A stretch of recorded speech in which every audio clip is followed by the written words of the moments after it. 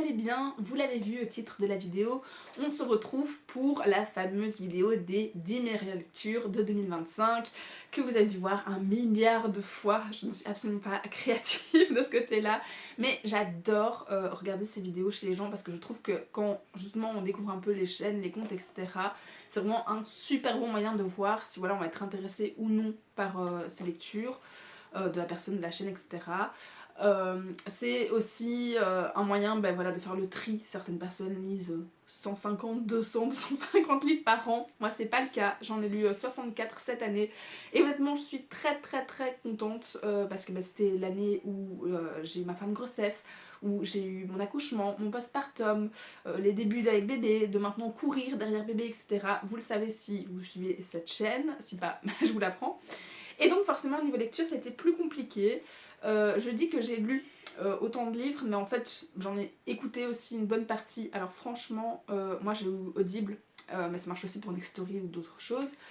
Franchement, c'est genre mon meilleur allié de jeune maman, vraiment.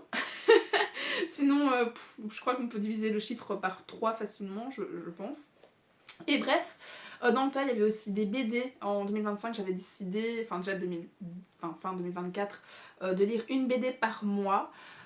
Souvent, je vous avoue que je me les fais offert, par exemple voilà, à Noël, à mon anniversaire, etc. Parce que je suis toujours un peu frustrée du prix des BD, même si c'est justifié par rapport au temps de lecture. Mais franchement, de ce côté-là, je m'en sors plutôt bien.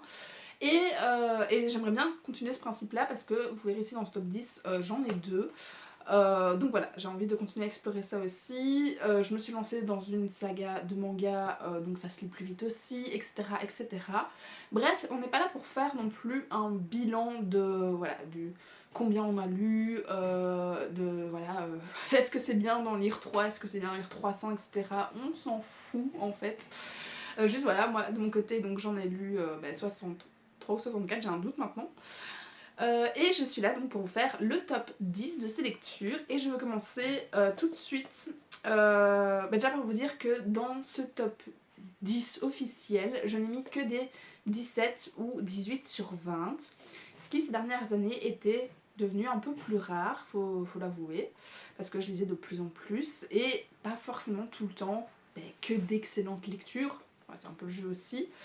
Et donc mon plan c'était de lire moins mais de lire mieux. Et sur on va dire voilà, 63, j'ai eu, je pense que j'ai calculé 19 lectures entre 17 et 18 sur 20 selon mes critères, mes goûts. Ce qui est donc franchement pas mal, hein, on était à un tiers quasiment. C'est donc une des années les plus rentables de ma vie de lectrice et pour ça je suis aussi très contente. J'aurais pu faire dans ce top 10 un classement où il y avait vraiment que des 17 et des 18, mais en fait, dans certains, il y avait des trilogies, dans certains, il y avait 9 tomes, je crois, et donc, voilà, je n'allais pas non plus vous mettre tous les tomes à la suite, ça n'avait pas grand intérêt. Et j'avais aussi des relectures, je pense notamment, je me suis accordée à la fin de ma grossesse, parce que je me suis dit qu'après, je lirais encore moins, et que on achète toujours de nouveaux livres, il y a toujours des parutions, etc. Donc on repousse toujours un petit peu les relectures, et donc vraiment pour mon mois de janvier, ou juste après, pendant la fin de mon postpartum, je crois, je m'étais dit, ok, je m'accorde en gros un moment pour ces relectures, parce que sinon vraiment, je les lirais pas avant encore à nouveau dans 10 ans, et l'envie était présente. Donc j'ai relu La vie invisible d'Adi Larue. Alors j'ai réorganisé ma bibliothèque il y a peu, et donc il est là maintenant. Et que vous ne voyez pas, il est là derrière moi. C'était aussi Le Petit Prince de Saint-Exupéry, qu'on ne présente plus. Qui en soi pareil avait à nouveau 2 fois 18 sur 20, mais je ne les ai pas mis parce que c'était des relectures, mais je vous le redis parce que je les ai toujours autant aimés. Et donc en 10ème position, on y arrive enfin. Cette intro est un peu trop longue, désolée. Il y a un seul livre au final où j'ai mis 16 sur 20, je pense. Et je pense que dans la suite de la saga, j'ai mis un peu certains tomes vers 17. Mais donc pour éviter de refaire des doublons sur certaines années, je commence avec celui-ci en 10ème position. Donc The Promised Neverland, le tome 1. On nous disait Emma, Norman et Ray coulent des jours heureux à l'orphelinat de Grassfield House. Entourés de leurs petits frères et sœurs, ils s'épanouissent sous l'attention pleine de tendresse de maman, qu'ils considèrent comme leur véritable mère. Mais tout bascule le soir où ils découvrent l'abominable réalité qui se cache derrière la façade de leur vie paisible. Ils doivent s'échapper, c'est une question de vie ou de mort. Ça faisait 1000 ans, vraiment, que j'en entendais parler, que je l'avais ajouté à ma wishlist, etc. Ça faisait un bon moment que j'avais envie de retourner un peu à mes, on va dire, tout premiers amours, qui étaient les mangas. À la base, souvent c'était sur MCM à l'époque, que je suis vieille, que je les regardais, et enfin les mangas en général, et puis après je passais seulement aux livres, donc c'est comme ça que j'ai eu, ils sont là, les nanas, des GTO, j'ai quoi d'autre, les Full Metal Alchemist, les Death Note, etc., etc. C'est vraiment ceux qui m'ont marqué le plus et qui sont encore dans ma bibliothèque. Et puis, je sais pas, là cette année j'avais envie de retourner un petit peu au manga, que pareil je n'achète pas forcément facilement, parce que c'est 7,60 je crois, pour 1h30 de lecture, ça me fait toujours mal. Et que voilà, c'est surtout que ça s'étend sur des tomes et des tomes et des tomes et des tomes, donc c'est vite conséquent en place, en budget, etc. Mais vraiment, voilà, l'envie était revenue, et donc j'avais, je crois, sélectionné 15-20 mangas qui m'intéressaient. Et puis finalement, il y a beaucoup de gens qui sont revenus avec celui-ci en me disant tu ne l'as toujours pas lu, il faut que tu le découvres, ça va vraiment te plaire, etc. etc. Et c'est des gens qui connaissaient mes goûts. Et visiblement, ils avaient raison parce que on est donc dans mon top 10. Pour l'instant, j'en suis au 5 ou 6e. Et j'aime toujours autant. Voilà, je ne savais pas du tout en fait de quoi ça parlait. Donc j'ai découvert très rapidement les monstres en question qui font que c'est une question de vie ou de mort, pourquoi devoir suivre, etc.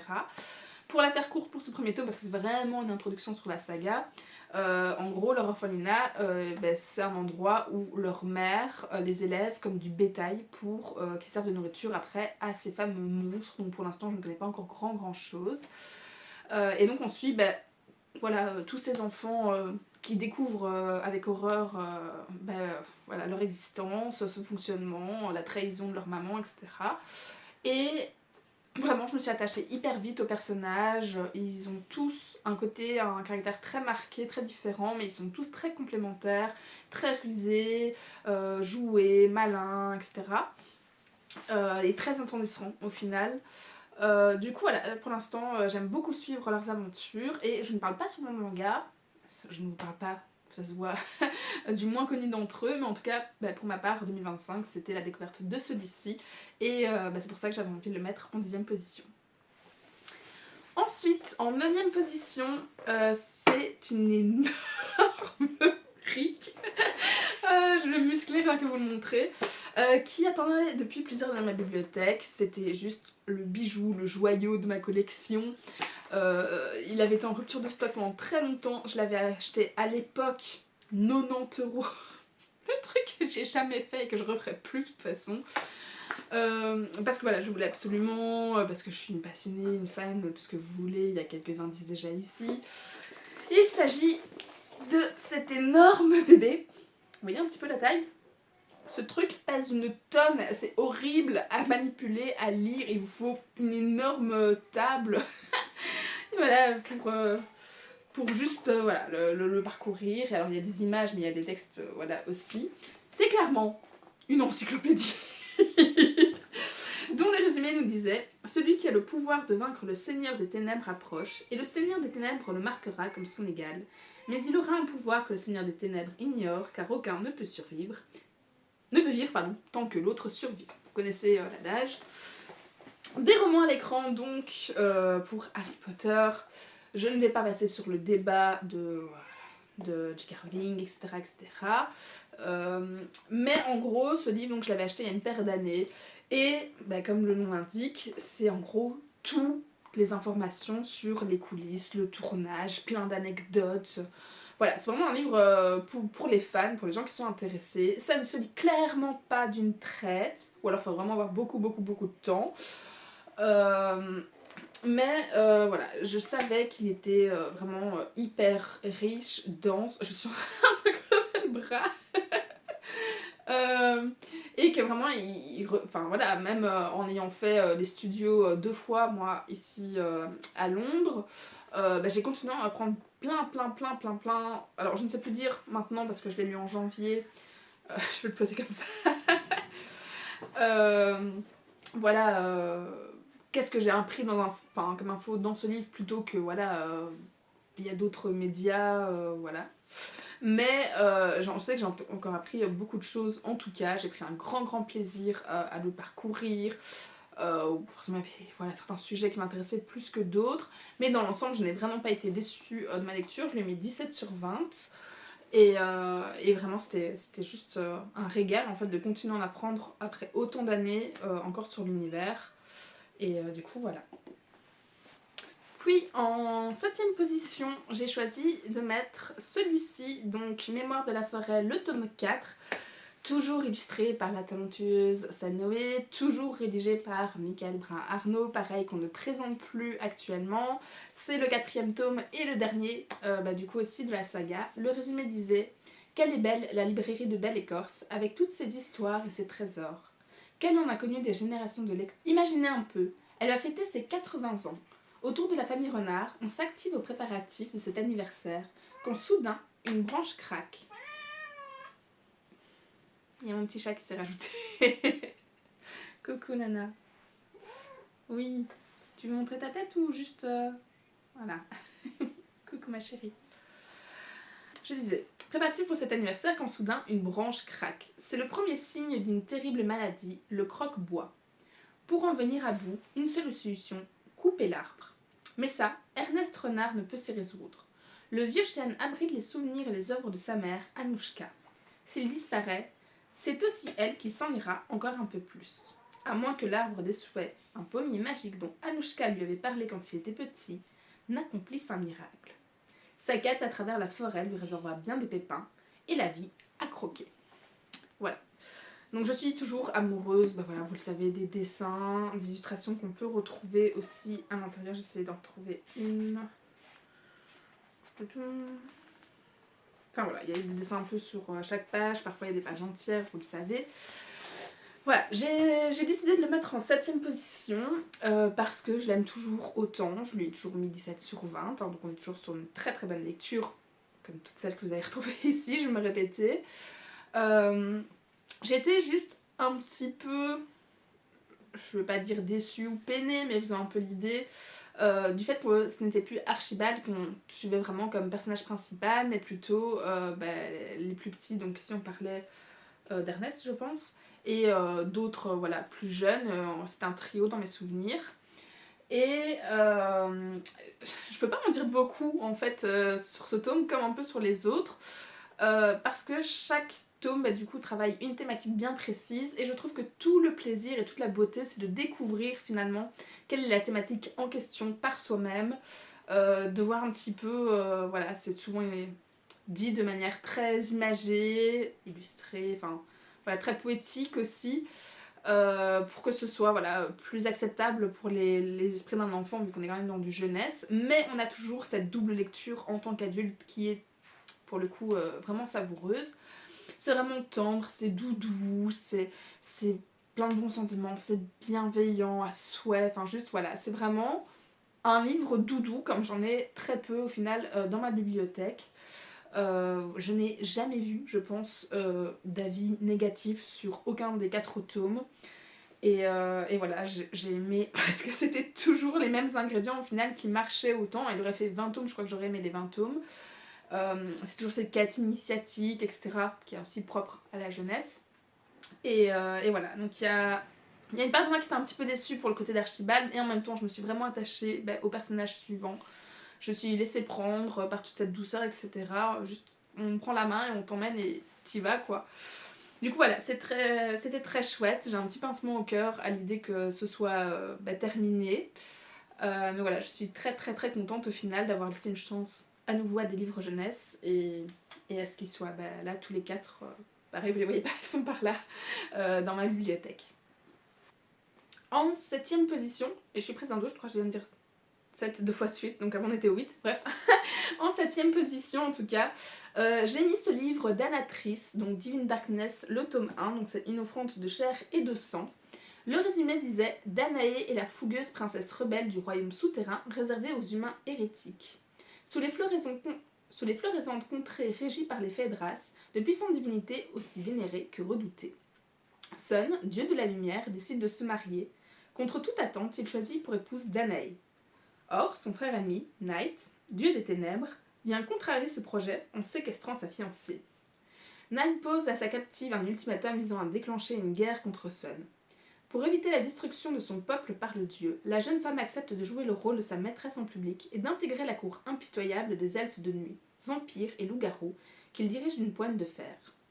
Au cœur du royaume obscur, qui respire le mystère et le vice, auprès du Phaedras cruel dont les ténèbres divines la fascinent à son insu, Danae devra affûter son instinct de survie, son courage, ainsi que toutes les armes à sa portée.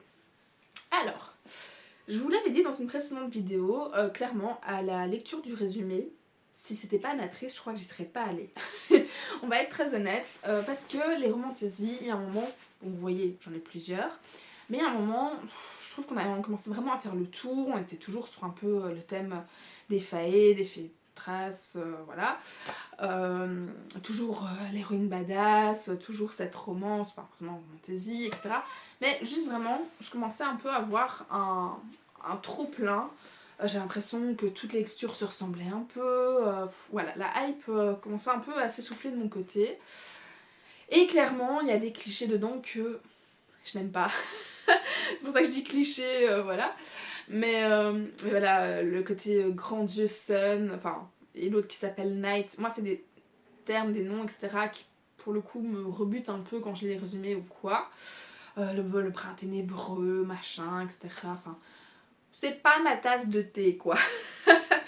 Donc, de base, j'y serais pas allée. Et en même temps, c'était Anatrice. Voilà, coucou petite nana. Elle va aller se mettre tout en haut, je pense. Et c'était Anatrice qui a écrit La Guilde des Ombres, qui est donc juste ici, qui était donc dans mes coups de cœur ultimes de l'année il y a 2 ans, je pense, maintenant. Enfin, 2 et 3 ans, vu que j'avais lu sur 2 années. Ouais, je pense que c'était ça. Et vraiment, ça avait été mon coup de cœur, révélation, fantasy adulte, et c'est ce qui a eu voilà, le déclencheur pour que je me mette à la lecture adulte plutôt que young adulte. Je ne crache pas sur le jeunesse, je ne crache pas sur le young adulte, juste il y a un moment les goûts évoluent et changent. Et donc voilà, ça c'était le déclic. Je connais la plume d'Anatrice et donc je me suis dit ok, autant je suis vraiment pas romance, alors, on le sait, à part les romances de Noël, c'est pas mon truc, autant Anatrice en fantasy, bon en romantasy, mais en fantasy, j'avais envie d'y retourner quoi. Donc je me suis dit ok, je vais lire du coup sa trilogie, ce que j'ai fait, et clairement je pense que le point fort de ce livre, donc là c'est toujours un 17 sur 20, c'était clairement en fait les personnages. Toujours la psychologie des personnages, leur construction, leur caractère, etc., leur manière d'échanger entre eux, enfin toutes ces choses-là. Elle a vraiment le don pour écrire de très très bons personnages. Pas forcément humains dans le sens qualité humaine, humanité qui vient du cœur, etc.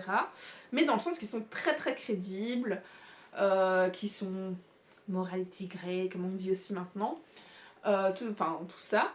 Et du coup, clairement, c'est vraiment le point fort, c'est ceux qui portent voilà, l'histoire, au-delà de voilà, toute la trame, les rebondissements, etc. etc. Et pareil, dans sa plume, j'ai vraiment aimé, j'adore ça. Alors oui, c'est de l'adulte, mais ils le font pas tous non plus. C'est la qualité du récit de la langue, la richesse de la langue, en fait, c'est ça que je voulais dire.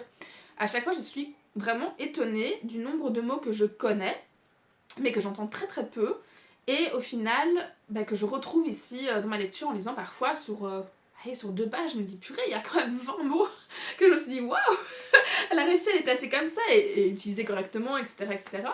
Donc vraiment, c'est un plaisir de ce côté-là de la lire, et donc c'est aussi pour ça qu'il se retrouve du coup dans ce top.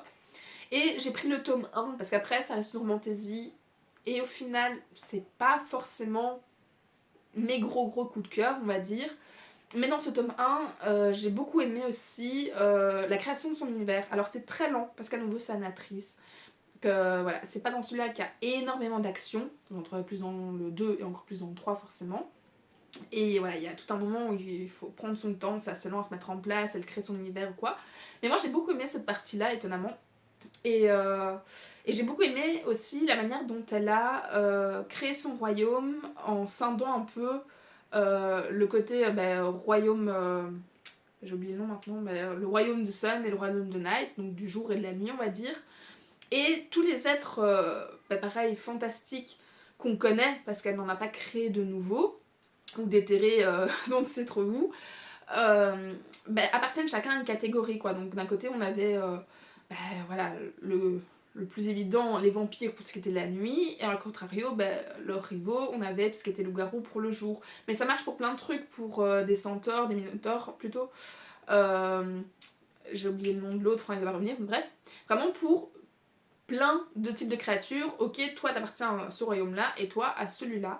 Et je sais pas, rien que le fait de faire ça, au final, rendait le truc beaucoup plus crédible, et je sais pas, c'était tellement logique, fluide, etc., que juste ça a hyper bien marché pour la construction de son univers. Elle m'a vraiment plongée dedans hyper rapidement, par cet intermédiaire tout simplement.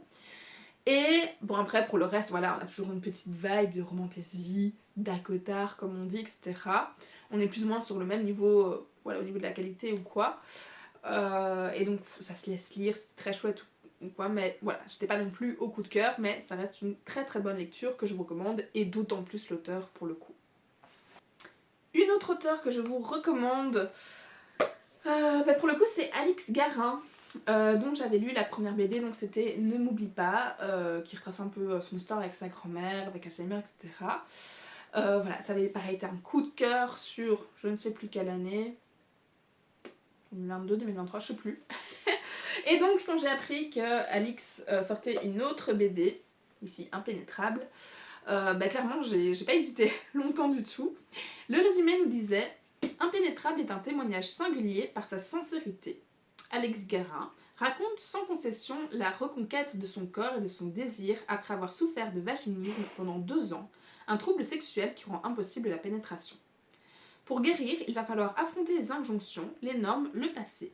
Surmonter la culpabilité et la solitude qu'impose une société où ne fait pas l'amour est impensable et en parler impossible. Au-delà du corps, Alix interroge nos rapports au désir, au couple et au monde, dévoilant une quête de soi qui encourage à ne jamais se laisser abattre. Audacieux et optimiste, ce récit de guérison promet de ne pas être seulement le sien. Voilà. Alors j'étais aussi très très très intéressée à la lecture de résumé. De toute façon, je pense que j'y serais allée même si c'était pas du coup Alix. Parce que j'adore, j'aime beaucoup en tout cas l'idée de traiter comme sujet le vaginisme, donc ici on vient de vous l'expliquer en 2-3 phrases, parce que c'est un trouble qui en soi est encore relativement courant chez les femmes et qui reste un petit peu dans le tabou, on n'en parle pas trop, etc. Ou pire, on en parle mal, enfin voilà. Donc j'étais très très heureuse en fait qu'une femme à un moment se dise ok c'est bon, je prends les devants, j'y vais, j'en parle. Je trouve ça déjà très courageux à ce niveau-là comme démarche d'en parler, surtout que voilà c'est une expérience personnelle pour le coup. Et donc voilà, j'étais très contente de l'idée que ce livre, cette BD puisse être créée. Et puis après j'ai adoré en fait tout simplement la façon dont elle l'a narré. Forcément ça colle à son expérience à elle. Je ne sais pas jusqu'à quel pourcentage c'est propre à son histoire, mais je pense qu'on est dans le bon 90%. Et on va suivre toute l'errance médicale, parfois des violences un peu médicales, etc., qu'on peut connaître chez gynécologues ou d'autres spécialistes. J'ai aimé la non-connaissance, voilà, ce voyage dans le flou lié à cette errance, et puis au début où elle apprend ce que c'est. J'ai aimé... quoi d'autre? J'ai aimé toute cette évolution donc par rapport à son problème, par rapport à son corps, à sa reconstruction, réappropriation. Je suis plus sûre du mot. Au fait de pouvoir se le réapproprier. C'était voilà, très beau finalement, très touchant à suivre. Alors on touche à l'intime forcément, vous me direz, vu qu'on parle de... voilà. Mais je dis pas les mots parce que sur Booktube, je sais pas jusqu'où on peut aller ou pas, donc j'ai pas envie de me faire boycotter ma vidéo juste pour ça. Mais voilà, vous avez compris. Et voilà, c'était un récit en fait qui était très intime, mais surtout dans le sens qu'on était proche de son intimité, mais surtout au niveau de son couple, et pas au niveau...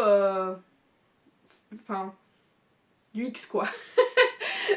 Parce que c'était vraiment, en fait, le côté intime qu'on pourrait avoir, un secret qu'on nous livre. En fait, c'est ça. C'est vraiment le ressenti que j'ai eu. J'ai l'impression que c'était un secret, qu'on mettait dans le secret, que je devais un peu garder. Alors, c'est un peu contradictoire avec le côté que je dis, voilà, on brise un peu les tabous ou quoi.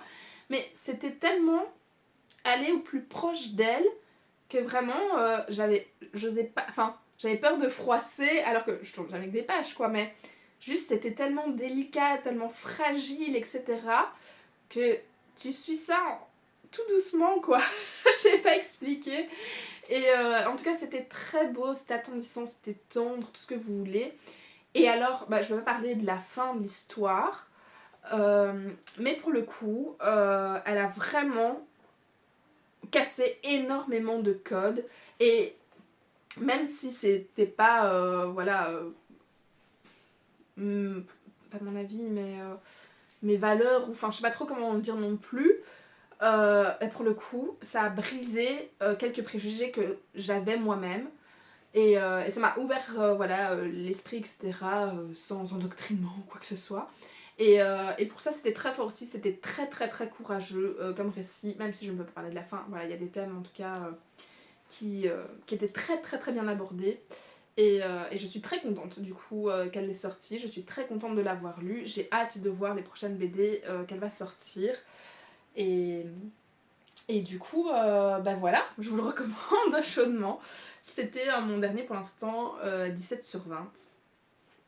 Ensuite, si je ne dis pas de bêtises, on arrive au fameux top 5. Et là, on passe la barre des 18/20. Et on arrive aussi au livre, je pense, où j'ai le plus de mal de vous en parler. Parce que tous les tomes sont mélangés dans ma tête. Enfin, peut-être pas de 1 à 9. Je crois que c'est 9. Ouais, c'est ça, à 9. Mais on n'est pas très loin de ça. Je ne saurais plus du tout vous dire à quel moment, quelle péripétie, quelle partie de famille ou quoi, et dans quel tome, etc. C'est juste... vraiment, vraiment. C'est un fouillis dans ma tête, pas croyable. Parce que c'est 9 livres, une saga de 9 livres que j'ai écouté coup sur coup. Donc vraiment, tome 1, 2, 3, machin, jusque 9. Entre le mois de mars et d'avril, je n'ai fait que ça, quasiment. Puisqu'il s'agit des Aventuriers de la mer, donc de Robin Hobb, qui se lie entre la saga des Assassins Royaux, donc dans l'ordre, en tout cas on m'a bien prévenu, c'était de lire le tome 1 à 6 de l'Assassin Royal, puis les 9 tomes de l'Aventure de la mer, et puis l'Assassin Royal de 7 à 11, 13 à 13. Et puis après il y aura les anciens, et après il y aura le full assassin, et ainsi de suite. Mais bref, pour le résumé de ce tome-ci, on nous disait: les vives nefs sont des vaisseaux magiques attachés à la famille qui les possède. Ces navires insaisissables bravent les tempêtes, évitent les récifs, distancent les monstres marins, sèment les pirates et font l'objet de toutes les convoitises. Le capitaine de la Vivacia, Ephron Vestrit, se meurt. Parmi les siens, chacun ourdit complot et trahison pour s'approprier son vaisseau, car une vive nef ne se transmet pas comme un legs ordinaire. Pendant ce temps, un autre danger se profile à l'horizon. Un ambitieux pirate aspire à unir ses pairs sous un seul pavillon, le sien. Voilà. Donc, je vous lis le résumé du tome 1. Mais comme je vous disais, je ne sais plus du tout comment se déroule l'ordre des événements. Comme voilà, on peut lire, il y a 9 tomes. Il y a plusieurs familles qu'on suit en parallèle au sein de chaque tome, qui s'entremêlent à plein de moments, etc. Juste vraiment, depuis mon cerveau de Mamie Brown. Bref, juste depuis, mon cerveau, il est un peu HS. Donc j'en parlais de manière très globale, je pense, pour éviter tout spoil. De toute façon, je ne saurais pas vous dire quel est mon tome préféré. Je sais juste que les premiers tomes, j'avais mis 17 sur 20, et je pense que c'est à partir du tome 6, donc 6, 7, 8, 9, qui sont passés à 18 sur 20. Mais je pense que ça dépend aussi de la coupure qu'il y a pour les traductions françaises plutôt qu'anglais, et que à chaque fois c'était un peu un cycle, et que c'est un peu comme si j'arrivais, on va dire, au dernier de la trilogie ou un truc comme ça. Et donc, dans ces livres, mon Dieu, l'exercice est tellement compliqué. Dans ces livres, en fait, on va donc suivre forcément toute une partie avec des vaisseaux qui sont magiques. Et en fait, chaque vaisseau a une proue avec qui désigne un personnage. Et en fait, ce personnage sert un peu d'âme au navire. C'est une question de magie qui est liée aux familles, enfin au sein des familles, etc. Et du coup, ces bateaux donc, qui sont appelés Vive-Nef ont chacun un caractère très précis et sont des personnages comme d'autres qui vont interagir de leur propre chef, qui vont parler grâce à cette statue, etc. Qui ont des sentiments, qui ont des souvenirs, qui ont des pouvoirs et tout ça. Et on suit en parallèle donc toute une partie avec la piraterie. On a notre pirate qui veut forcément devenir le roi de l'océan. On a certaines familles qui se déchirent parce qu'il y a eu des décès, et donc la question c'est de savoir qui reprend le commandement, parce que d'office il faut partir d'une famille pour pouvoir en hériter, etc. Mais du coup il y a aussi certaines familles qui sont mariées, entre mariés, etc. Et pas de bol, du coup certains ont abusé de ce côté-là pour accéder au pouvoir de ces Vive-Nef. Et à côté de ça, il y a beaucoup de problèmes aussi politiques, aussi bien en mer que sur terre, qu'il faut régler. C'est beaucoup de clans différents, d'alliances, de complots, de manigances, enfin tout ça qui est un peu lié au milieu de la piraterie. Et on suit aussi en parallèle certains personnages qui restent sur la terre ferme, qui vont aller d'un endroit du monde à l'autre, etc.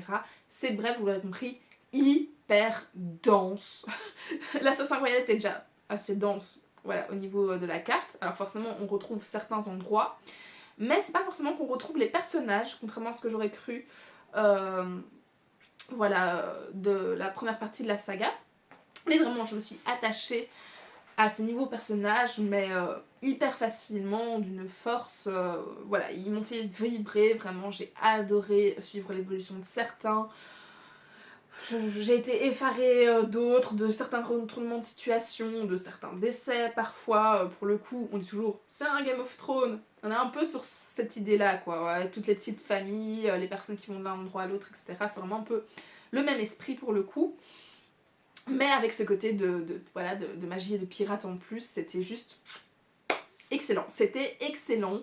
J'avais déjà adoré, pareil, l'Assassin Royal était dans mon top de je ne sais plus quelle année, je pense 2023, 2024. Je sais plus. Faut pas trop demander à ma mémoire en ce moment. Et du coup, je sais pas si vous avez vu la série Black Sails, qui regroupe un petit peu aussi l'âge d'or des pirates.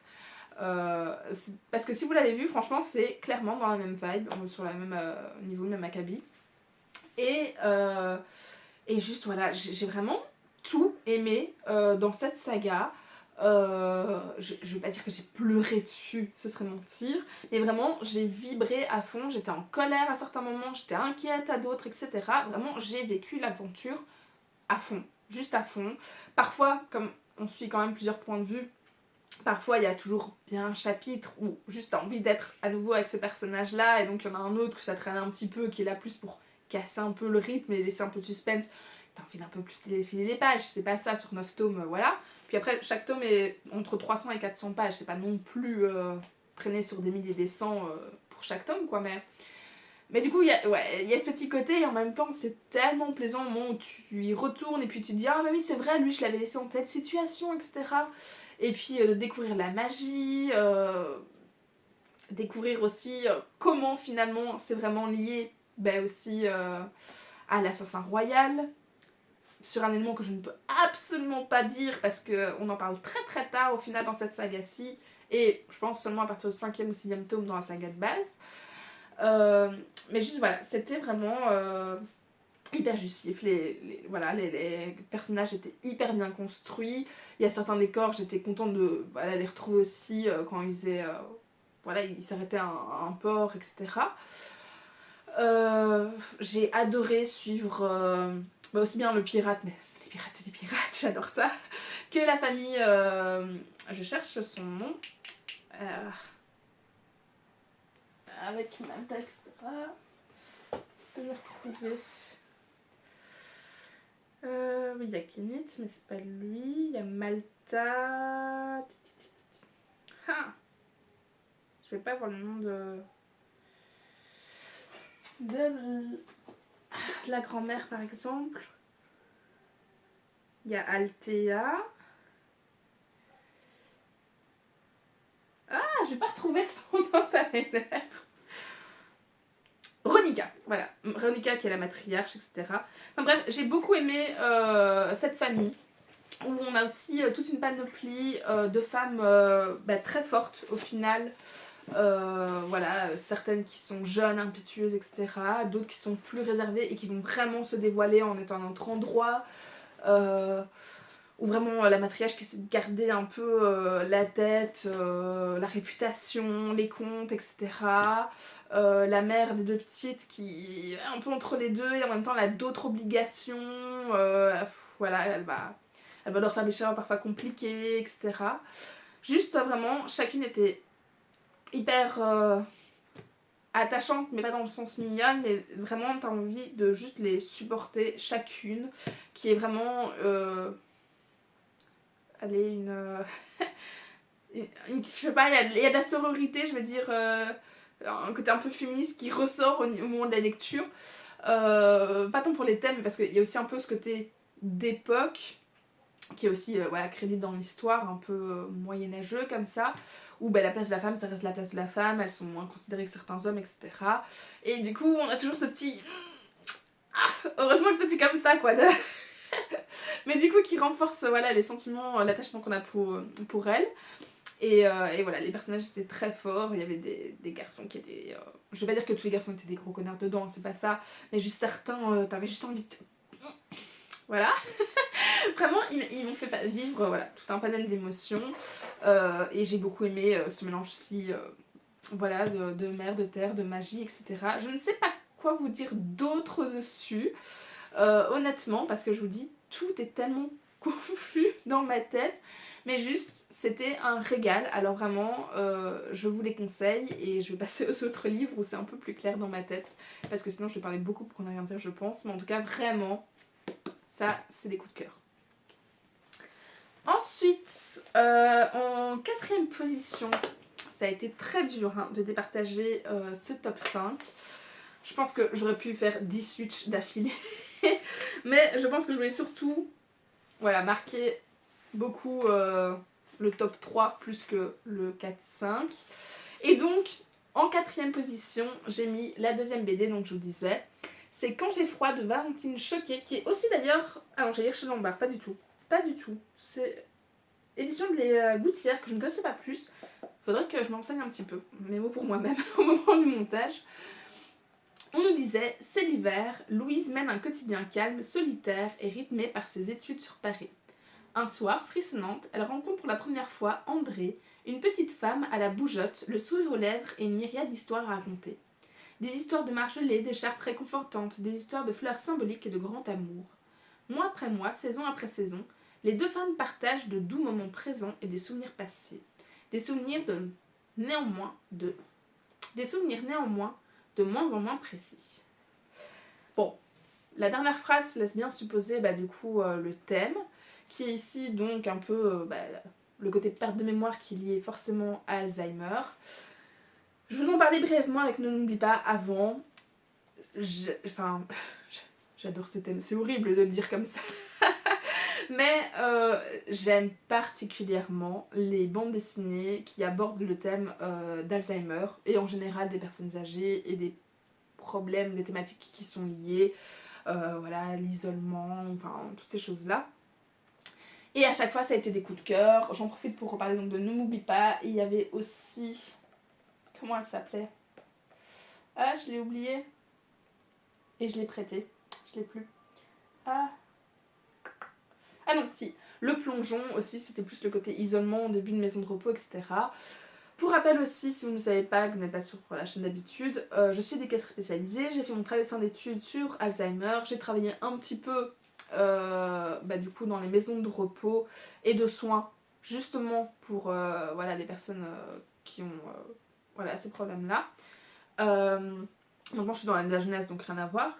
Mais vraiment, depuis toujours, c'est quelque chose qui me tient particulièrement à cœur. J'ai été beaucoup, en grande partie en tout cas, élevée par ma grand-mère. Donc j'ai vraiment, je veux dire, cette fibre, cette affinité avec les personnes âgées très facilement, beaucoup plus qu'avec les enfants en bas âge par exemple.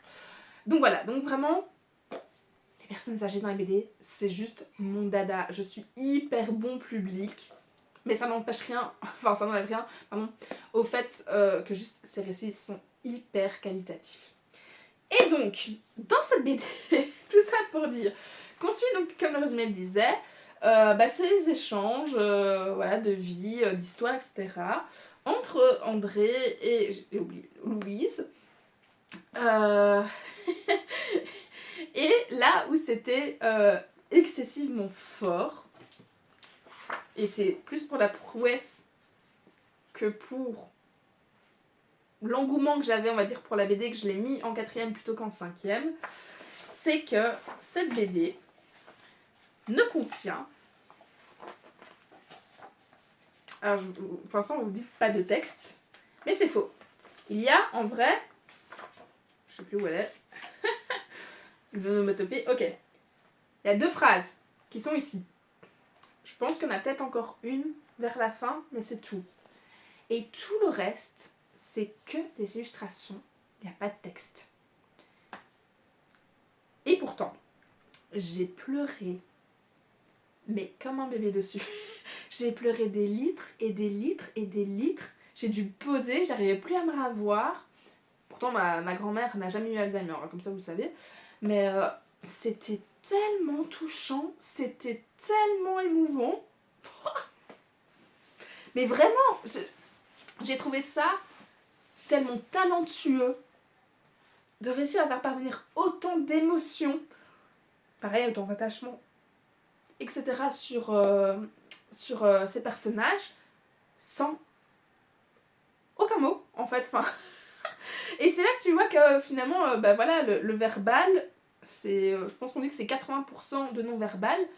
Pour le coup, là, on y était vraiment, quoi. C'était tellement beau à suivre, c'était doudou, c'était pareil, bienveillant, c'était plein de leçons, sans aucun mot, aucune phrase. C'était brillant, c'était vraiment brillant. C'était tellement bien amené, c'était tellement pertinent. Voilà, vraiment, pour moi, c'est un chef-d'œuvre, c'est vraiment un coup de génie. C'était vraiment un excellent ouvrage, une excellente histoire. Il y a plusieurs histoires parce qu'on suit à chaque fois tous les souvenirs voilà, d'André et on suit un peu l'évolution en parallèle de Louise qui apprend beaucoup en fait d'André, elle s'apporte beaucoup l'une l'autre. Parce qu'il y en a une qui a besoin d'échanger et qui se retrouve seule, donc elle a besoin de Louise, et l'autre à l'inverse, elle a besoin de s'affirmer, elle a besoin de sagesse, etc., que lui apporte du coup André. Elles étaient tellement complémentaires, c'était tellement beau, et ça donnait qu'une envie en fait, c'est d'aller voir ses propres grands-parents, c'est d'aller, ou ses parents, voilà, c'est d'aller, je sais pas, faire du bénévolat en maison de repos, c'était de demander à ses grands-parents d'écrire des leçons de vie dans des carnets ou des trucs comme ça, d'aller juste les écouter eux-mêmes pour qu'ils nous racontent leurs souvenirs, leurs histoires, etc. T'avais juste envie de faire pareil, quoi. T'avais juste envie de profiter de ce genre de relations intergénérationnelles. C'était juste magnifique, c'était beau, il n'y a rien d'autre à dire là-dessus, c'était émouvant, c'était voilà. Enfin, j'ai fait le tour un peu des mots-clés, mais vraiment... ça m'a touchée en plein cœur et une pépite, une vraie pépite. À un moment on dit ça tout le temps, comme maintenant on dit tout le temps banger, je déteste ce mot. mais vraiment pour le coup, ça c'est un vrai petit trésor à avoir dans sa bibliothèque. Donc voilà, je vous le recommande très très très chaudement. Recommande, pardon.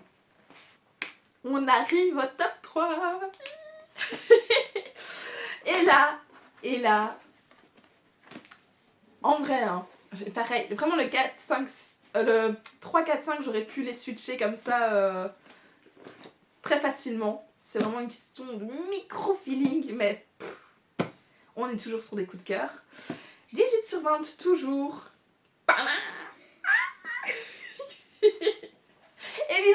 Évidemment que je voulais le mettre dans ce top 3. Mon Dieu, il est là. Je vous disais tantôt que de mars, enfin même février, j'ai ni lu ni écouté de toute façon, avec Ride Baby, etc. Mais mars-avril, je n'ai écouté que les audios donc des Aventuriers de la Mer, sauf qu'il y avait cette sortie-ci, et que je m'étais promis que même si je l'étalais sur 2 mois, je m'en fichais, je le lisais en papier, parce que j'attendais l'existence de ce livre depuis 1000 ans. Donc, le livre d'Hunger Games, le 5e, mais voilà, après l'autre c'était un 0, ici c'est un 0.5 on va dire. C'est sur les Hunger Games. Demitch, le résumé nous disait: à l'aube des 50e Hunger Games, la peur s'empare des districts de Panem. Cette année, en l'honneur des Jeux de l'expiation, le nombre de tribus arrachées à leurs familles pour participer à ces jeux cruels sera doublé. Dans le district 12, Haymitch Abernathy tente de ne pas trop penser au terrible tirage au sort. Il est concentré sur sa survie et la survie de celle qu'il aime. Quand le destin le désigne comme tribu, son monde s'écroule. Alors que les jeux sont sur le point de commencer, Haymitch comprend que les épreuves sont truquées et qu'il n'a aucune chance. Pourtant, quelque chose en lui le pousse à se battre, pour que ce combat dépasse les frontières et l'arène mortelle. Je suis tellement, mais tellement heureuse que Suzanne Collins, juste ait enfin sorti ce livre. Alors oui, on pourrait très bien dire que c'est du fanservice, et en vrai je peux pas totalement démentir, mais franchement, si l'envie lui prend pour se faire de la tunasse, de sortir un livre sur Finnick, sur Max, sur plein d'autres personnages plus tard que j'aimerais bien aussi, voilà, juste go girl. Moi je suis là, take my money.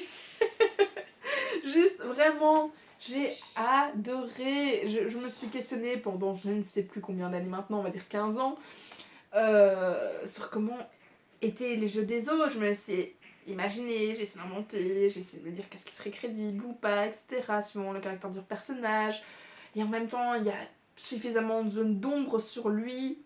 Et tu vois qu'il a dû tellement ramer derrière, en dehors de l'arène, parce que forcément dans l'arène ils calcinent tous, mais juste, j'adore le personnage d'Haymitch, vraiment c'est un de mes personnages chouchou depuis toujours, parce que pareil, sa psychologie derrière peut être tellement approfondie, sans que ça m'en fasse trop des pataquès, etc. Et pareil, il a un truc tellement fragile, tu vois, qu'il est tellement cassé, que juste, t'as envie de passer du temps avec lui, t'as envie d'en apprendre plus, t'as envie un peu de le réconforter, etc. Et en même temps, il a tellement de trucs aussi à apprendre, parce que à la base, il est le mentor voilà, de Katniss, de Peeta, etc. Donc tu vois qu'il a tellement souffert, tellement de leçons de sagesse, voilà, voilà, il a tellement ramassé que, voilà. J'étais vraiment trop heureuse que ce livre sorte, tout simplement. Alors, forcément, dès le début, tu sais que voilà, il va gagner ses jeux. Hein. Jusque-là, je vous spoil rien, vu que on le sait depuis avant la sortie du livre. Pareil, je pense que depuis le tome 2, on nous dit, au moment où il va retourner à Rennes, comment il gagne ses jeux. Donc, par quel stratagème, quel élément. On nous parle d'un gros événement aussi qui se passe au cours voilà, de son séjour dans l'arène. Et en même temps, malgré ça, ça marchait tellement bien. J'étais tellement heureuse de juste découvrir toute son histoire dans l'arène, toutes les péripéties, toutes les tensions. Parce qu'en fait, autant le tome sur Snow était beaucoup plus lent, un peu plus adulte, etc. Autant celui-ci, en fait, il est vraiment sur la même lignée que la première trilogie. On est vraiment sur ce même sentiment d'oppression, d'injustice, de peur, etc. pour lui, alors qu'on sait qu'il va s'en sortir, je veux dire. comme je veux dire, à un moment, on sait que ça va être une trilogie, donc voilà. Mais juste, c'était exactement les mêmes ingrédients qui marchaient que pour la trilogie de base. C'était cette même dynamique, cette même engouement, ce même ressenti, où juste j'avais l'impression d'être à côté de lui, de vivre le truc avec, etc. J'étais vraiment à fond dedans. Je me suis aussi beaucoup attachée finalement, enfin attachée pas autant que dans les autres histoires que j'ai pu dire ici, mais voilà, je me suis quand même pas mal attachée aux personnages qui gravitaient autour de lui aussi, voilà, dans l'arène ou autre. Donc j'ai aimé en découvrir certains, j'ai aimé en apprendre beaucoup plus sur d'autres, j'ai aimé le fait de retrouver certains personnages, dont Plutarque, dont Max, etc., ou Bitty, etc., dans ce tome, parce que pareil, ça continue en fait d'approfondir et de creuser tout l'univers, et de faire ce lien, de dire ok, il les connaît quand il les présente un peu dans le tome 2, à Katniss et à Pita, les anciens, mais en fait de voir que ça commence en fait dès ses jeux à lui, c'était voilà, je sais pas, ça renforçait vraiment tout ce sentiment d'appartenance, tout l'intérêt que j'apportais déjà pour certains d'entre eux, etc. C'était vraiment très chouette, et depuis j'ai aussi c'est pour ça que j'ai aussi envie d'avoir le livre sur Plutarque par exemple, etc. J'ai toujours eu un coup de cœur sur Max, donc j'ai envie d'avoir ce livre, etc. Mais voilà, les éléments marchaient à fond. Il y a eu des retournements de situation où je suis restée sur le cul, j'étais en genre non, ouais, un peu comme ça, juste dans ma tête. et du coup voilà, juste j'ai adoré le suivre, j'ai adoré chaque page de ce livre. On reste à nouveau un peu plus sur le côté young adulte, comme dans la première trilogie, donc je vous disais que dans le côté vraiment adulte, mais pour le coup c'est exactement le young adulte que j'aime. Je pourrais les relire 1 million de fois, j'aimerais toujours autant, je sais parce que j'ai déjà refait des relectures, et qu'à chaque fois que je revois les films, à chaque fois j'aime aussi, à chaque fois que je relis les livres, je me dis ah ouais, j'avais oublié que dans les livres c'était comme ça, tiens. Donc je pense qu'un jour je referai une relecture à nouveau. Une relecture chez moi c'est plus ou moins tous les 5, 6, 7 ans. Donc il a encore le temps, mais voilà, c'était un pur plaisir en tout cas de replonger dans l'univers, d'étendre l'univers, et voilà, de passer encore plus de temps avec Haymitch que j'aime de tout mon cœur. Voilà, de toute ma bibliothèque, je pense que c'est un de mes personnages préférés, même si c'est pas forcément le plus travaillé au final. Il y a de la profondeur, c'est pas ça, il n'est pas lisse du tout, mais on n'est pas au niveau 100% psychologie du personnage, mais vraiment je l'aime d'amour. Donc voilà, c'était juste un pur régal, plaisir de juste prolonger Hunger Games, et voilà, chez moi ça l'a totalement fait. Alors, à nouveau, top 2. À nouveau, le 1 et le 2. Je pourrais très bien les switcher. Hein, comme je vous disais, voilà, sur les coups de cœur, c'est toujours un peu compliqué de faire le tri, de faire un peu le classement, surtout sur des gens qui ne sont pas du tout pareils. Et en même temps, je sais ce qui a fait que j'ai mis le 1 dans le 1, donc voilà. Mais je pense que objectivement, que le meilleur livre que je peux vous présenter sur ces 10 livres-ci, c'est sans conteste celui-ci. Donc c'est Franck Tillier, Il était 2 fois. C'est un tome 2, et c'est suffisamment rare, mon Dieu, pour que je puisse le souligner, qu'un tome 2 était encore meilleur que le premier, et aussi bon en vrai que le tome 3, faut dire ce qu'il y a. Mais vraiment, le tome 2, c'est la partie, parce que c'était 3 intrigues qui sont liées, dont une trame qui se développe sur les 3. Mais vraiment, l'intrigue du tome 2, j'ai trouvé ça mais, incroyable, incroyable. Donc, résumé de ce tome 2. Il était 2 fois. En 2008, Julie, 17 ans, disparaît en ne laissant comme trace que son vélo posé contre un arbre. Son père, le lieutenant de gendarmerie Gabriel Moscato, se lance alors dans une enquête aussi désespérée qu'effrénée. Jusqu'à ce jour où ses parents le mènent à l'hôtel. Jusqu'à ce jour où ses pas le mènent à l'hôtel de la Falaise.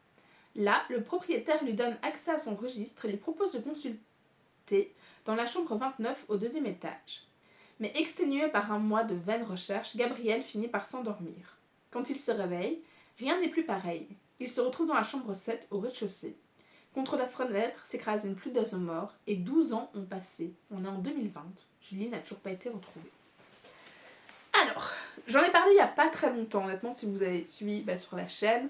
Voilà, je viens de faire le bilan aussi de mon Pumpkin Tom Challenge, je l'ai lu à ce moment-là, j'en ai parlé très longtemps, donc forcément je vais dire la même chose.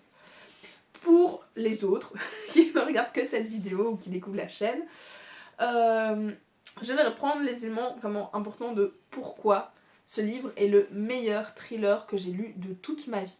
Déjà jusqu'ici, Franck Tillier, c'était ma valeur sûre.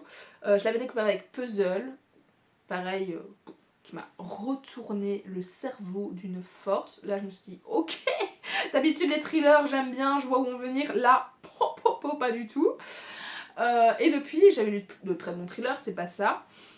Pareil, certains très complexes ou quoi, mais jamais à ce niveau-là. Et je me suis dit pendant quelques années, ok Lise, c'est pas grave, t'as commencé forcément par les meilleures recommandations, donc par le meilleur.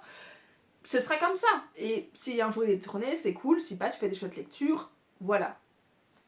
Puis je suis retournée à Tillier avec ce thriller, cette trilogie. Et déjà le tome 1, je me suis dit, là on est vraiment pas loin de détrôner. Et je me dis même, et peut-être même sur un niveau genre pareil quoi. Juste la fin, je m'étais dit ok, un peu plus facile, beaucoup de retournements de situation machin, pour finalement me dire ok, j'aurais peut-être pu, enfin je l'avais avant la toute fin quoi.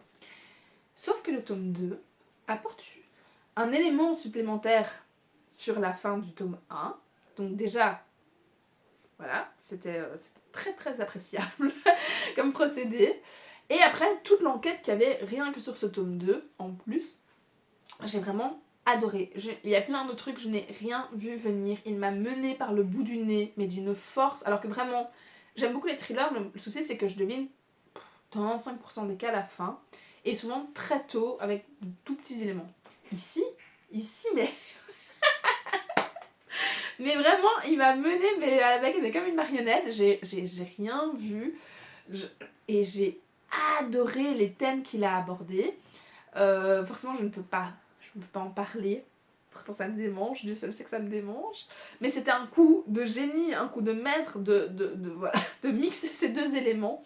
Et voilà, d'un moment, juste en faire ton intrigue, c'était vraiment un coup magistral. Il fallait que quelqu'un le fasse. Tilly l'a fait. Merci, bonsoir.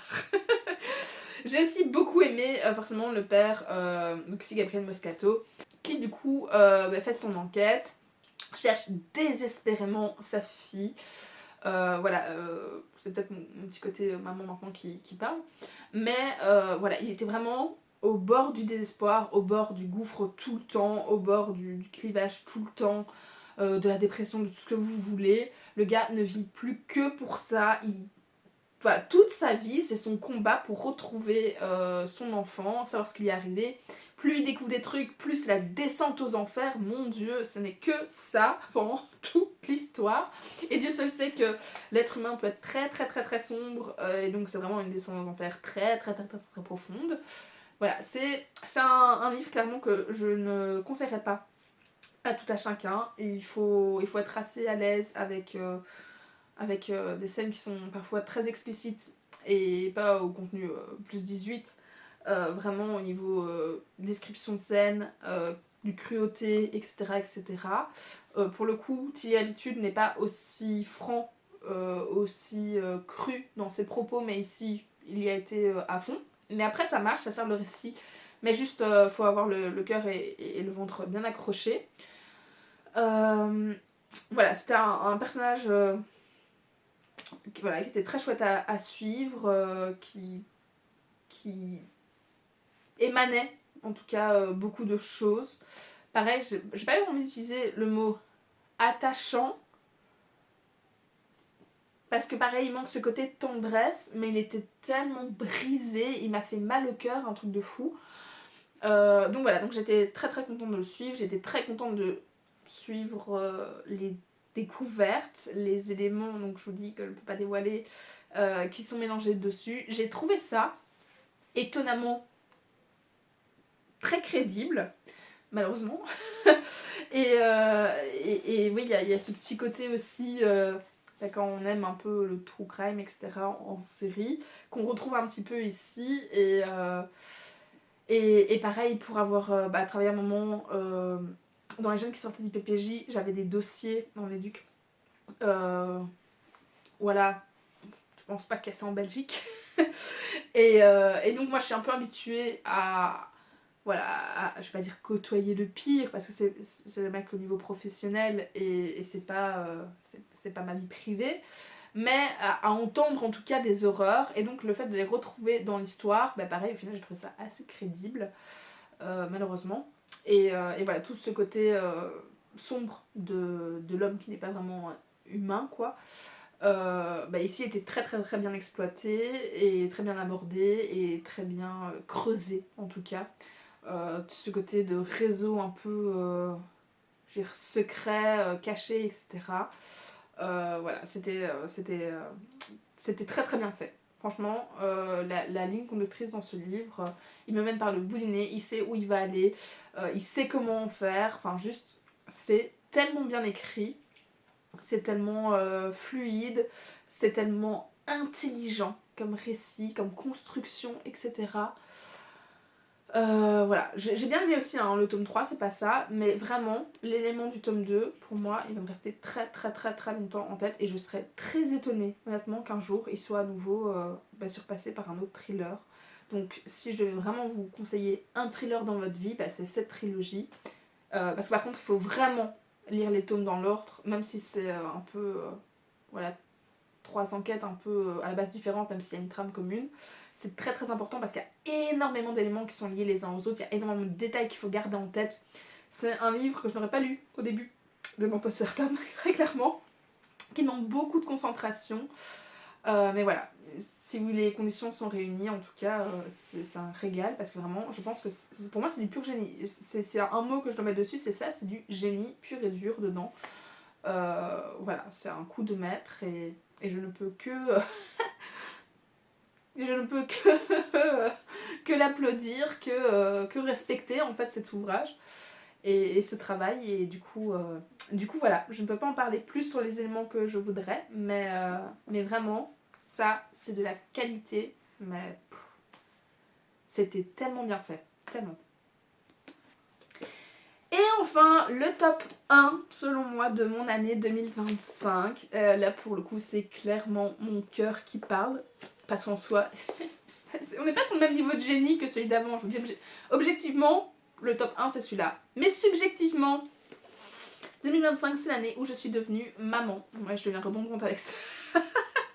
Sorry. Promis, 2026, je vais me calmer. Juste avant d'accoucher, je m'étais réservé une lecture, donc il date de janvier, et je savais que je gardais ce livre dans ma bibliothèque pour ces dernières semaines, en priant très très très très fort pour ne pas accoucher plus tôt. Et puis finalement on a essayé de provoquer mon accouchement en vain, mais donc je suis restée quelques jours au final à l'hôpital, et je l'ai lu là-bas. Et juste, parfois il y a des livres, c'est le timing parfait. Alors parfois ils arrivent par hasard, et juste ça marche nickel. Et puis parfois, voilà, on crée un peu voilà, les éléments voilà, pour. Et ça a été le cas, et il s'agit de celui-ci. Donc Virginie Grimaldi, Et que ne durent les moments doux. Le résumé disait: l'une vient de donner naissance à une petite fille arrivée trop tôt. Elle est minuscule, pourtant elle prend déjà tellement de place. L'autre vient de voir ses grands enfants quitter le nid. Son fils laisse un vide immense, mais aussi son chien farfelu. L'une doit apprendre à être mère à temps plein, l'autre doit apprendre à être mère à la retraite. C'est l'histoire universelle de ces moments qui font basculer la vie, de ces vagues d'émotions qui balayent tout sur leur passage, et de ces rencontres indélébiles qui changent un destin. Je sais pas si vous le voyez, mais j'ai à nouveau des larmes aux yeux, rien que de l'émotion. Ça va aller. Et on devient fragile quand on devient parent, je vous promets. J'étais pas aussi fragile avant. Ça va aller, ça va aller. Donc je disais que voilà, je savais, j'ai créé le moment en tout cas entre ce livre et moi. Je l'avais acheté pourtant quelques années auparavant comme tous les autres Grimaldi. Et voilà, au fond moi je savais qu'il fallait que j'attende jusqu'à la dernière minute, ce que j'ai fait. Et mon Dieu, mais je me remercie tellement parce qu'il y a eu une fusion, une osmose entre ces personnages. Lily ou comment ça s'appelle? Mince, j'ai oublié. Élise, oui en plus, je veux dire, je m'appelle Lise, Élise, Lily, tout ça. D'office, la projection elle va être là. Ça c'est du pur hasard, mais d'office la projection était là. Et c'est vraiment ça, Grimaldi en général, elle a déjà eu pareil plusieurs coups de cœur pour ma part. Je pense que certains étaient pareil en top. Je pense que c'est 2022 où j'avais Une belle vie, où c'était la sororité entre deux sœurs. Enfin voilà. Celui-ci, je pense, l'a encore détrôné parce qu'il touche à ce qu'il y a de plus précieux à ce jour, donc au niveau de maternité, au niveau de ce lien si puissant que tu peux avoir avec ton bébé, etc. Et qui est tellement démesuré en fait, qui est tellement infini que d'office t'es obligé de te retrouver dans cet amour, dans cette relation, dans cette peur que tu as pour ton enfant. C'est tellement instinctif que du coup oui, je me suis retrouvée dans les personnages, dans plusieurs situations, etc. Je me suis retrouvée aussi beaucoup dans cette ambivalence, pareil, due à la maternité, entre apprendre à devenir mère, clairement c'était moi aussi. Mais en même temps, à chaque moment que tu vis, tu as cette ambivalence, de cette nostalgie un peu présente. Enfin, j'avais lu quelque part, quelqu'un disait que c'était constamment une nostalgie du moment présent, et c'est ça en fait, tu vis les moments, ils sont pas encore finis, et t'en es déjà nostalgique tellement tout passe vite, tout est éphémère, tout te file comme ça entre les doigts, et t'as envie de tout garder. Et du coup, il y a aussi ce côté, ce petit deuil étape par étape, et le deuil final, on va dire, de la mère à la retraite, etc., qui se mélangeait suivant les situations. Et donc, c'était beau de se retrouver dans l'un, dans l'autre, d'apprendre de ces deux mamans, de voir un petit peu le contraste, la complémentarité, etc., etc. C'est un livre qui m'a beaucoup parlé, qui m'a beaucoup appris, l'air de rien aussi. Et comme d'habitude, Virginie Grimaldi, elle sait tellement bien parler de l'humain, et là pour le coup c'est vraiment le côté humain, valeur humaine, de tout ce que l'humain a à offrir, de tout ce partage, de tout, ses bonnes valeurs, etc. Donc de tout ce qui est vraiment finalement essentiel, etc. aussi, et de ce côté feel good, disons-le, et en même temps elle parle de la vie. Alors ici la vie de la naissance, mais de la vie en général avec ce qui est compliqué. Mais ici on parle d'un bébé prématuré entre autres, de ses peines, de ses douleurs, etc. Donc vraiment la vie dans son ensemble, de toutes ses étapes et de tout ce que tu peux rencontrer et surmonter entre deux. Que pareil, c'est obligé de te parler, c'est dit avec beaucoup de douceur, c'est comme un pansement un petit peu que tu mets sur certaines plaies, etc. Ça te donne l'effet d'un câlin parfois. C'est juste tellement beau, tellement poétique, tellement humain. C'est du Grimaldi, comme d'habitude. Mais celui-ci, vraiment, c'est celui qui aura résonné en moi cette année. Parce que c'était le moment. Je l'aurais peut-être lu il y a 5 ans ou dans 5 ans. Ça l'aurait peut-être pas fait autant. Et c'est pour ça que cette année 2025, c'était son moment. Et que c'est mon livre préféré de 2025. Plus que le Tillier. Et aussi parce qu'au final, j'ai envie de toujours choisir ce côté positif plutôt que toute la noirceur qui peut m'intriguer, me prendre le cerveau, etc., me fasciner ou quoi. Non, au final, j'ai envie quand même de mettre toujours plus en avant du positif et donc du Grimaldi. Je suis tellement heureuse de... À un moment, m'être dit, j'entends toujours parler de Grimaldi, j'avais peur que ce soit un peu le même effet, alors j'ai pas envie de cracher dessus, mais comme Marc Lévy ou Guillaume Musso que j'avais déjà testé et que j'avais pas aimé, que j'avais trouvé ça beaucoup trop lisse et machin, etc. Et ça plaît à des gens, mais c'était pas mon truc. Et puis le jour où j'ai découvert Meredith, je me suis dit ok, mais elle par contre, oui, elle a une plume facile, fluide, c'est pas du Anna-Trice, c'est pas le vocabulaire, etc. machin, mais elle parle tellement bien en fait, juste des gens, de la vie, de l'humain, etc. Elle a vraiment un talent pour ça, quoi. Et donc je me remercie d'avoir testé au final, d'être sortie un peu de ma zone de confort pour ces livres un peu feel good, lecture de plage, etc. Parce qu'au final, il y a eu plusieurs coups de cœur et celui-là, vraiment, il sera dans mon top de toujours, quoi. Je veux dire, j'ai 500 livres dans cette bibliothèque, si je devais en garder, allez, bon, 50 d'office on va dedans, mais je veux dire même, je sais pas, 10, 15, 20, bah, il serait dedans, quoi, c'est sûr. C'est les livres que je revendrai jamais. Genre quand je suis en maison de repos, je les prendrai avec, quoi. Enfin, vous voyez ce que je veux dire. Et du coup, voilà, celui-là était vraiment infiniment beau, doux, comme le titre le dit, rempli de moments précieux. Il est cher à mon cœur. Et qu'est-ce que je peux dire d'autre voilà. Et j'ai beaucoup aimé la fin, voilà. je ne peux pas en parler forcément, mais j'ai beaucoup aimé la manière dont elle a clôturé cette histoire aussi. C'est une très très très belle fin. Et voilà, et elle m'a marqué aussi beaucoup. Donc voilà, ceci est mon top 1 de mon année 2025.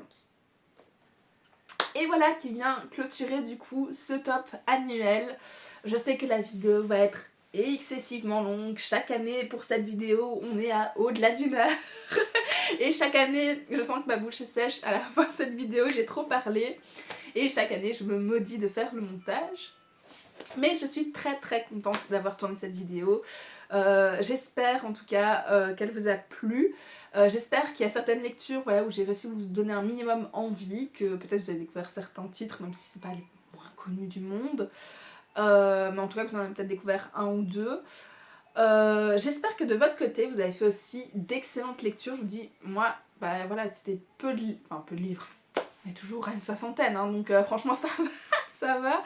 Mais comparé à d'autres, à Booksfare, etc.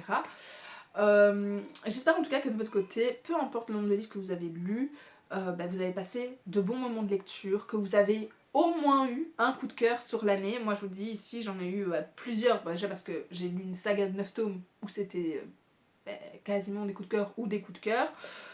D'habitude c'est suffisamment rare, parfois j'ai fait 2 ans je pense sans en avoir aucun, où j'ai eu de très bonne lecture mais pas de coup de cœur. Ici vraiment je suis refaite et j'espère vraiment que de votre côté ça a été au moins le cas donc pour 1, 2, 3 etc. Et n'hésitez pas à me dire du coup voilà, vos retours sur certains de ces livres, ce que vous en avez pensé, s'il y en a qui vous tentent, s'il y en a que vous voulez me recommander, quel a été votre coup de cœur de l'année, etc. Dans les commentaires bien évidemment. Bien évidemment, comme je poste beaucoup moins qu'avant, les petits pouces feront toujours plaisir pour que cette vidéo existe un minimum, vu qu'elle va me demander tant de travail. Mais voilà, en tout cas, je vous souhaite d'excellentes lectures pour l'année 2026, ça c'est sûr et certain. Et je vous fais plein de bisous d'ici une prochaine vidéo qui sera, j'imagine, le bilan de mon Cold Winter tout simplement. Voilà, bisous et merci d'avoir regardé.